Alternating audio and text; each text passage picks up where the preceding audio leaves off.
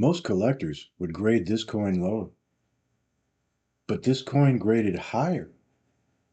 And if your instinct is to penalize everything you're seeing here, this is exactly where you're getting it wrong.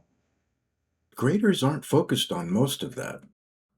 They're not counting every single mark you see. They're looking for something much more specific, and it's usually smaller, quieter, and much easier to miss. If you're overgrading coins, this is almost always why. You're seeing the obvious and missing the one thing that actually determines the grade. This is what your eye locks onto. All this chatter across the cheek, multiple contact marks, overlapping lines. You start counting. It looks heavy. It looks distracting. It feels like it should kill the grade. And your brain starts doing what collectors naturally do. You start counting. You start stacking up damage in your head. But grading doesn't work like that, because not all marks are equal, and not all areas of the coin carry the same weight. Now, let's take a look at what a grader is actually evaluating. Not the quantity of marks, but the quality of that disruption. Right here, this line that shows up on the cheek and jawbone. It interrupts luster continuity. And more importantly, it stops your eye. That is what caps the grade. Not everything you saw earlier, but this right here. Now, compare that to this. We've got the Mintstate 64 on the left and the 65 on the right. Both coins have marks.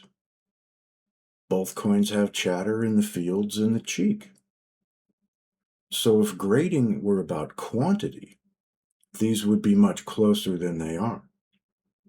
But watch how your eye behaves. On the left, it keeps getting interrupted. It stops, resets, stops again. But on the right, your eye flows. Even with marks present, nothing dominates that focal area. And that is the difference between a Mintstate 64 and a Mintstate 65. Now step back, stop analyzing, and just look. At a glance, the Mintstate 64 almost feels worse because the marks are more visible. But grading isn't about what jumps out first. It's about what controls the surface over time as your eye moves across it. And that's why collectors consistently overgrade coins like this. And it's also about consistency across both surfaces of the coin, obverse and reverse. Notice how smooth the surfaces are on the reverse of this 64. And this Mintstate 65 is no less smooth and clean, and the luster is undisturbed.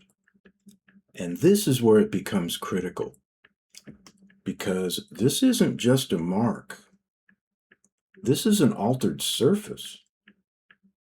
Now, you might not realize that at first, but if I remove that strong overhead lighting, what do you notice?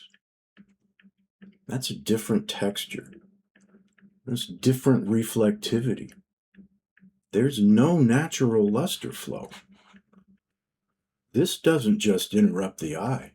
It changes how the surface behaves entirely. And this is where many collectors can get fooled. Because under normal viewing, it can look similar. So here's the rule. It's not at all about how many marks a coin has. It's where they are and how they affect the eye. Noise doesn't kill a grade, but disruption does. So if you want to grade more like a professional, stop counting marks and watch how your eye moves across the surface and how the luster flows across the coin. And then take a look at where your eye is actually forced to stop. Because when your eye catches like that, that's what's going to cap your grade. And that's what the graders are truly looking at. Because most coins don't miss the next grade up because of what's obvious. They usually miss because of what you didn't see.